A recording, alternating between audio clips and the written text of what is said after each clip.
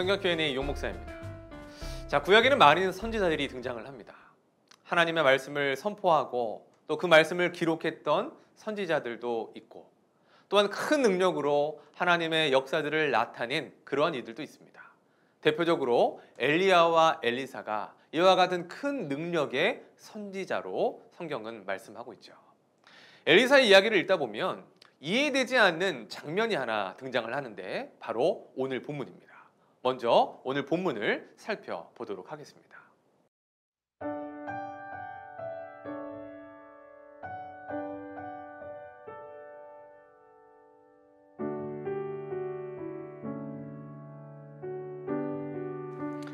엘리사가 거기서 베델로 올라가더니 그가 길에서 올라갈 때에 작은 아이들이 성읍에서 나와 그를 조롱하여 이르되 대머리에 올라가라 대머리에 올라가라 하는지라.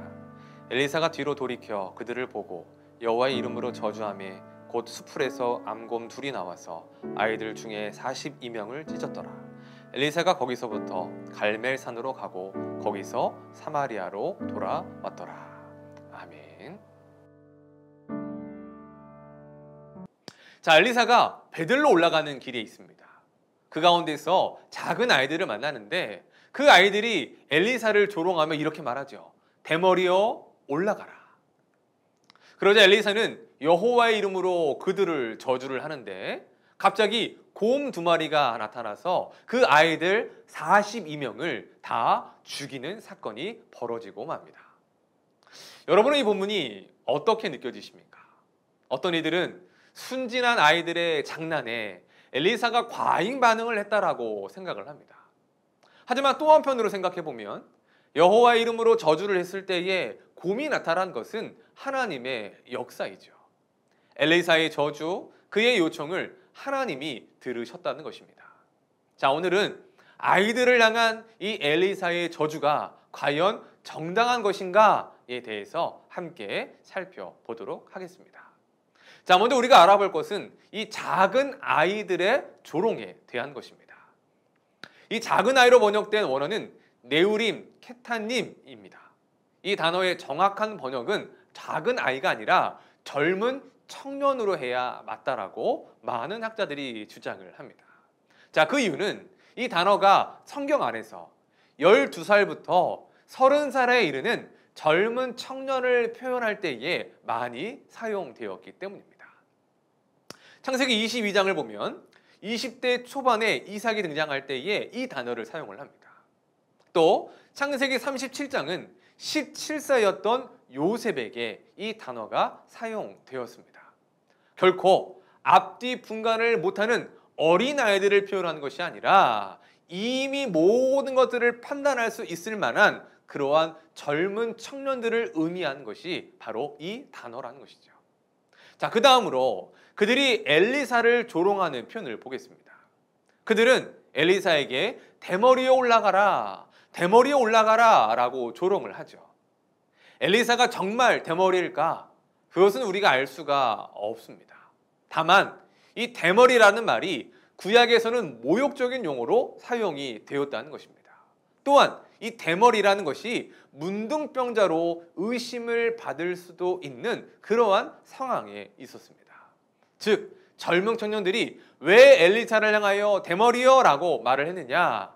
엘리사를 비하하고 조롱하기 위한 목적으로 말을 했다는 것입니다. 게다가 그들은 올라가라 라고 말을 합니다. 이것은 엘리야의 승천을 언급을 한 것입니다.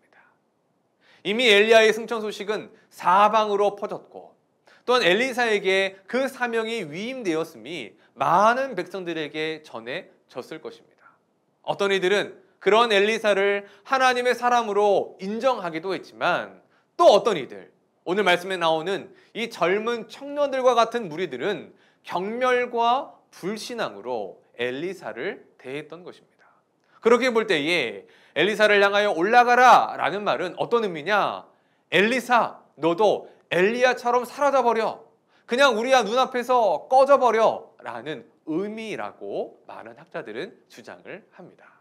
단순히 엘리사만을 조롱한 것이 아니죠. 그를 보내신 하나님에 대한 불신앙과 경멸의 태도를 보여주고 있는 것입니다. 그래서 엘리야는 여호와의 이름으로 그들을 저주했고 하나님은 그들에게 그 곰들을 보내셔서 하나님의 심판이 이루어지게 하신 것입니다.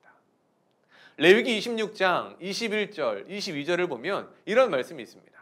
너희가 나를 거슬러 내게 청종하지 아니할진대 내가 너희의 죄대로 너희에게 7배나 더 재앙을 내릴 것이라. 내가 들짐승을 너희 중에 보내리니 그것들이 너희의 자녀를 움키고. 이 말씀을 근거로 엘리사는 그들을 향해 저주했고 하나님은 그의 말에 응답하셨습니다. 즉각적으로 곰들을 보내서 그들을 심판하신 것입니다. 하나님을 경홀히 여기며 하나님을 조롱한다는 것이 얼마나 큰 죄인가를 이 심판을 통해서 보여주시는 것입니다. 자, 정리해 보겠습니다. 아이들을 저주한 이 엘리사의 사건, 이것은 엘리사의 과잉 반응으로 어린아이들이 죽은 사건이 아닙니다. 젊은 청년들의 불신앙, 그리고 하나님에 대한 조롱과 경멸에 대한 하나님의 심판이 있었던 사건인 것입니다. 자, 오늘은 여기까지 하겠습니다. 함께 해주신 여러분 고맙습니다.